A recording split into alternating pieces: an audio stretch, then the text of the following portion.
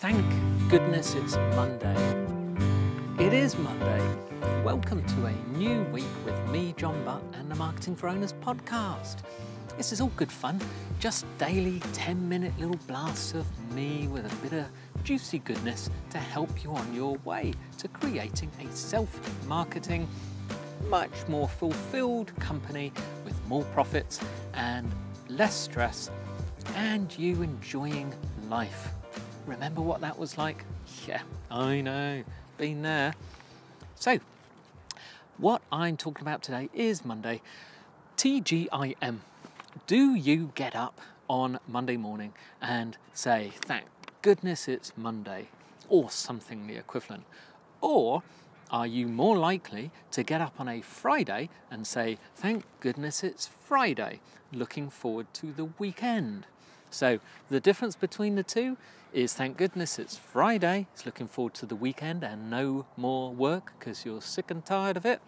Or thank goodness it's Monday, looking forward to the week because you enjoy your work. Well, I'd like to encourage you to try and change things around so that you enjoy work.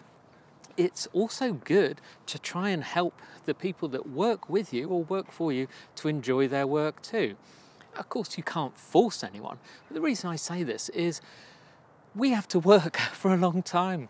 And for those of you that are much younger than me, you're going to have to work a long, long time because your country, whether it's the UK, the USA, or South Africa, wherever you are, it can't afford pensions. And so if you think you're going to retire at 60 or 65, unless you're doing super well, and you've saved up, you may have a bit of a surprise. So, therefore, you may as well start enjoying what you do instead of hating it. Far too many people don't enjoy what they do. And there's ways to fix it. It's not as bad as you think. Firstly, most of us do everything. And that includes doing the things we like doing, which are the things you start with, or the easy things, but we also do the things we don't like doing but have to be done, and the things that are awful. Now they're the awful ones, the difficult ones, the ones outside our comfort zone are the ones at the bottom of the list. You remember when you get into work in the morning, you open up your PC or your Mac or whatever it is, and the first thing you do is you check your emails and you jump on social media because you're just dying to know if someone has sent you a tweet or if someone's left you a message in Facebook. You don't want to have missed out. Well, that's not really work. That is doing the easy things and procrastinating on work. And quite often the reason is because the real work is either difficult or not enjoyable. So try this. Try getting someone else to do the stuff you don't like doing. How about that for a concept? And try doing the stuff that you do like doing. Now, I want to take you back to a time when you started your business or before you started your business. Remember when you dreamed it up, you were lying in bed, you were off on weekends doing other things and you couldn't stop thinking about this dream business. How you worked it through very quickly, and then you were there driving along in your Ferrari, driving down to the harbour before you got onto the marina or onto your luxury yacht and sailed off around the world, etc., etc. But I want you to take you back to the bit where you imagined what you did. How did you see your business? What did you think you were doing? Because you won't have looked into the details. There won't have been a time in your dreams when you were answering emails. There won't have been a time when you were packaging stuff and waiting for the carriers, or when you were opening the mail. So what were you doing? There are many, many jobs in the business.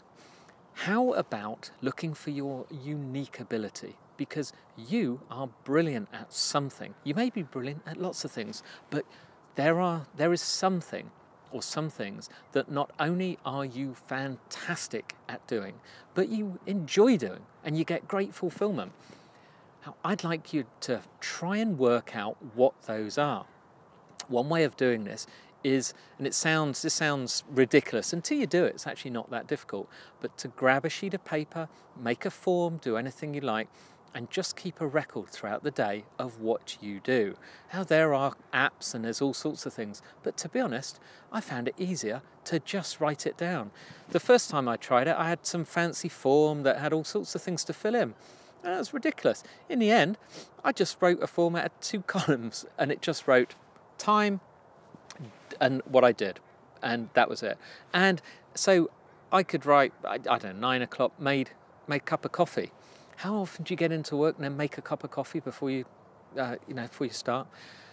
Made a cup of coffee, open post, turn PC on, all this kind of stuff. If you write it down, kind of gets you into a habit. Now you think, well, by the end of the day, I'm going to have filled out 10 bits of paper. But what you find is eventually you start doing things and you, I don't know, you might answer some calls. So you're not going to write down answered a call to Jeff, did this to, you're going to say answered phone, made outgoing calls, in batches. Now, if you do this for, say, 3 days, I mean, even better if you can do it across a full working week, a Monday to Friday, to get an average. But if you do this for, say, 3 days, at the end, you can look at those bits of paper and start to categorize the things that you did. So you could categorize them into, say, admin, marketing, production, or social media, or something like that. But start to categorize the things together, and then you can work out how much time you spend doing certain tasks. Now, as you go down them as well, you may notice something that you do that you enjoy from the outside without realizing, because we're very busy. We do all sorts of things throughout the day and we don't really know what we do. So you may miss out a few things. So look at what you actually have done. Try and find what you enjoyed doing. Also, try and identify the things you are very good at. So, for example, in my day, I may sort of say filled in spreadsheet, but I'm no good at spreadsheets. I mean, I can open a spreadsheet, I can do spreadsheet stuff. In the old days, I used to be able to do lots of formulas and that, but I don't use them enough. I have people who work for me who are really good at spreadsheets. In fact, they just happen to be good at spreadsheets. Ask your staff what they're actually good at. You'd be surprised. And most people, by the way, who, as an example, who are good at spreadsheets, don't realise how good they are because to them it's natural. They think it's just easy. They don't realise how bad you are, or me, perhaps. Maybe they do. But the other one is you can put these tasks out on Fiverr. There are people on Fiverr that can virtually program Excel spreadsheets and Word documents. You'd be shocked at what can be done by a clever person with some clever coding in the background for $5.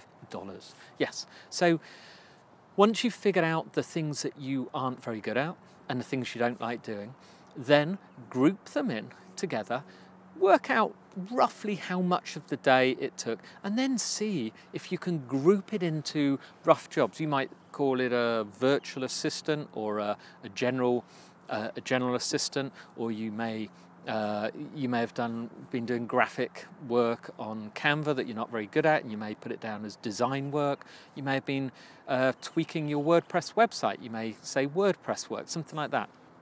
Try and batch it out, and then work out how much time is spent doing these things. Then give those away. Just try, give them to someone, let them learn, take the time.